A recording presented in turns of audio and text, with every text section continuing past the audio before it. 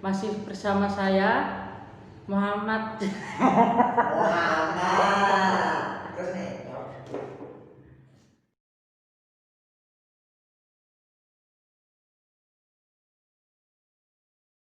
Assalamualaikum warahmatullahi wabarakatuh. Masih bersama kami lagi, yaitu saya Dimas Saiful Rizal dari Prodi PGSD Universitas Islam Blitar dan teman saya yaitu Muhammad Jonata Akbar. Dan pada kali ini kami akan membahas materi tentang civic education dan citizenship education.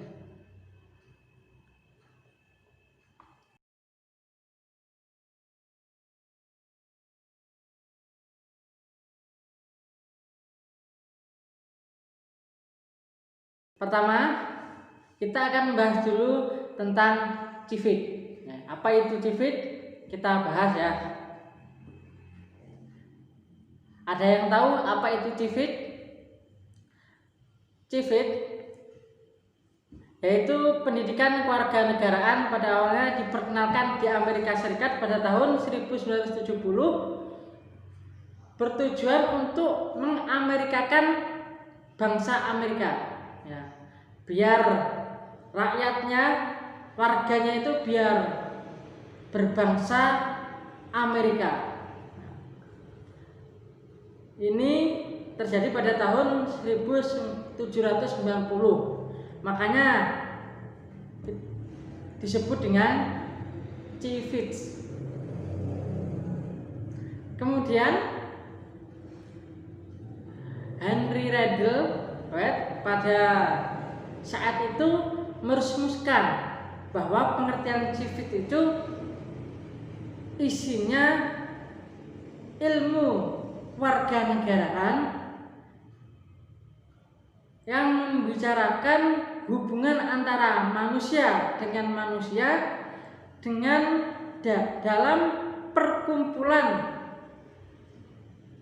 yang terorganisasi. Dalam maksud ini ya dalam segi ekonomi, politik, dan ini tujuannya ya untuk mengembangkan suatu pengetahuan, keterampilan, sikap tentang politik pada suatu masyarakat bertumpu pada titik disiplin ilmu politik ya. Jadi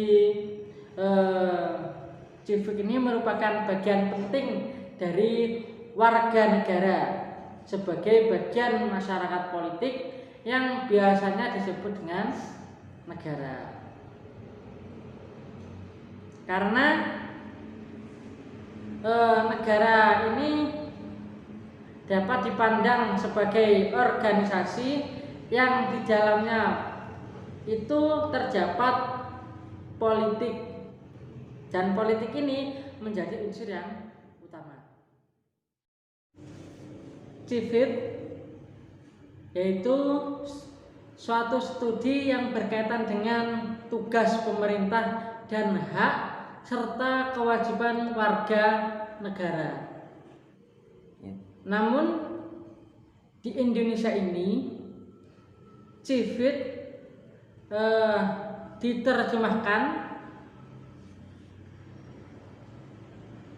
sebagai ilmu kewarganegaraan, biasanya disingkat dengan IKN, ilmu kewarganegaraan. Civic atau ilmu kewarganegaraan itu juga menyangkut pada hal-hal sebagai berikut, yaitu satu, tentang kedudukan peranan warga. Jadi kedudukan peran warga ini artinya warga atau anggota dari organisasi yang bernama ya. Sehingga biasanya itu kalau orang Indonesia itu disebut WNI, warga negara Indonesia. Kalau orang luar yang menetap di Indonesia itu disebut warga negara asing. Makanya di sini kedudukan warga itu sudah jelas. Adapun peranan warga itu sangat banyak sekali, ya, termasuknya dalam kepatuhan warga negara terhadap peraturan undang-undang yang ada di Indonesia ini, yang berlaku ini, dan masih banyak lagi peran-peran warga negara.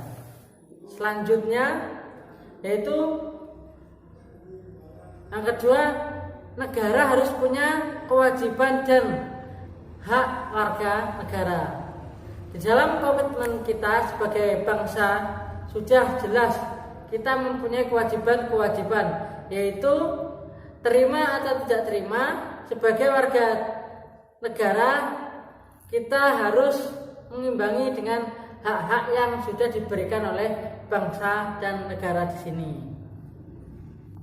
Di antara substansi kewajiban dan hak tersebut ada yang mencakup keduanya, yaitu kita kewajiban menjunjung tinggi terhadap hukum dan pemerintah, dan hak untuk bersamaan kedudukannya dalam hukum dan pemerintah, karena ini sudah terkandung pada Undang-Undang Dasar 1945 pasal 7 dan lain-lain. Masih banyak lagi kewajiban-kewajiban dan hak-hak warga negara.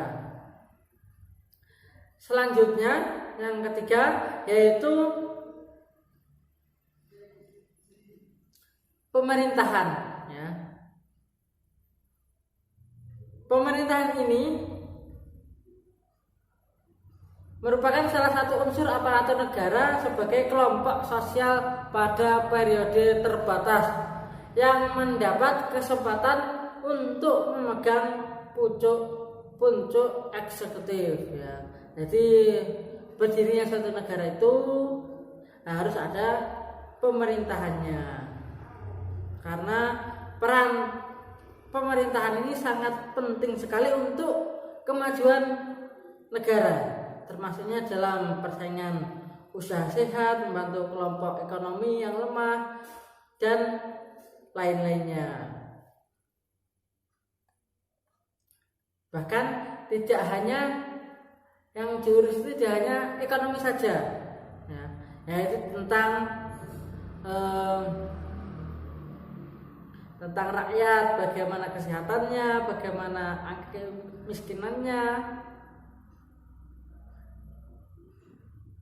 sehingga intinya pemerintah itu mengatur biar rakyatnya bisa kondusif, ya, dari ekonominya, dari kesehatannya, dari pendidikannya, dan lain-lain.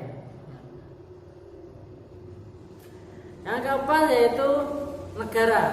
Negara ini ialah amanat dari rakyat, ya, wilayah yang dimiliki dan dikuasai oleh pemerintah yang sah dan berdaulat. Negara itu harus mempunyai kewenangan yang istimewa, ya.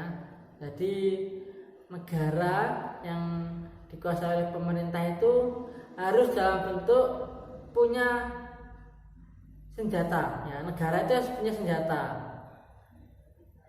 Negara harus membentuk pemerintahan, negara harus membentuk lembaga peradilan dan lain-lainnya.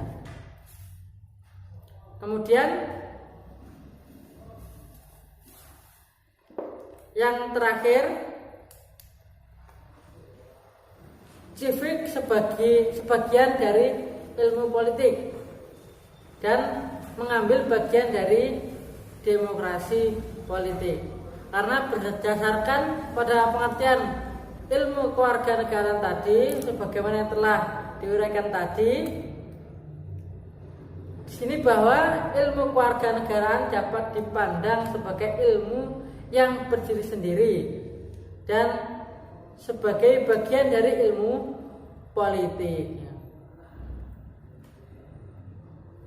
Dan adapun bagian dari ilmu politik itu sangat banyak sekali, ya. Ada kontes demokrasi, ada konstitusi negara, ada input dari sistem politik, ada partai politik dan pressure group, adalah pemilihan umum yang mencakup bahwa tujuan pemilu itu sebagai distribusi dan lain-lainnya. Jadi bila kita ngomongin ilmu tentang kewarganegaraan itu juga luas sekali.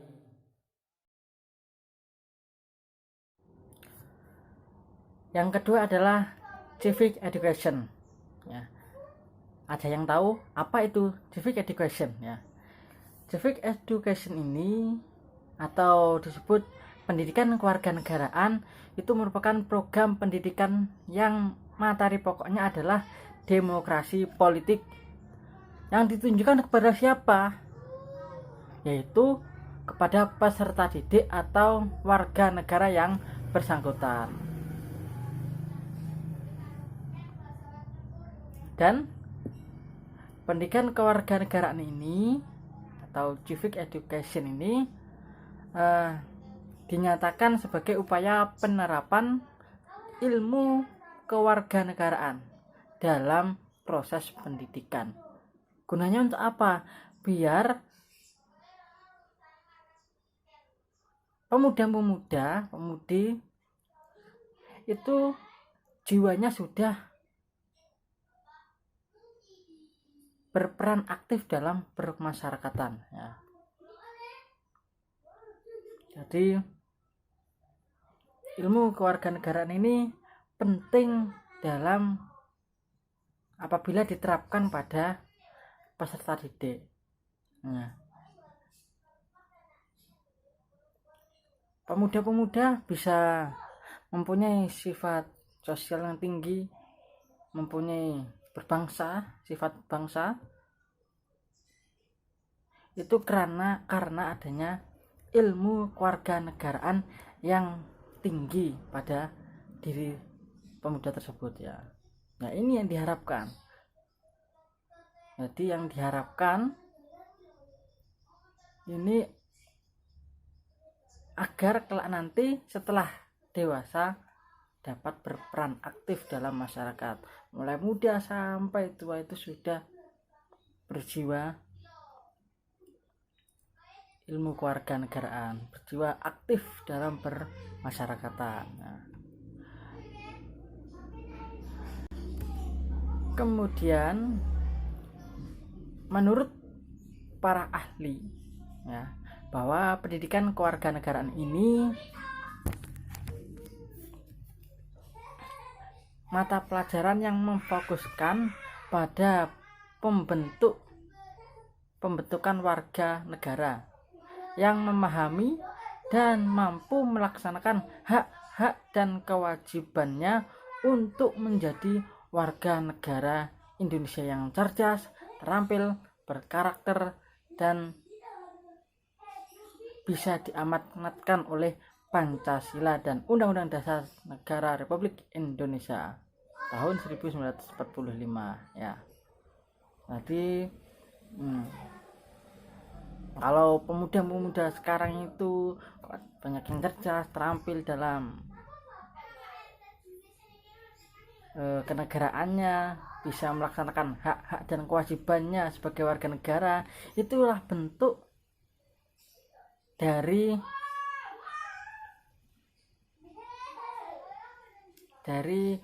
materi ilmu kewarganegaraan yang sudah diajarkan oleh peserta didik sejak dini. Karena kenapa kok sejak dini? Karena sejak SD pun anak SD itu sudah diberi mata pelajaran tentang PKN, pendidikan warga negaraan.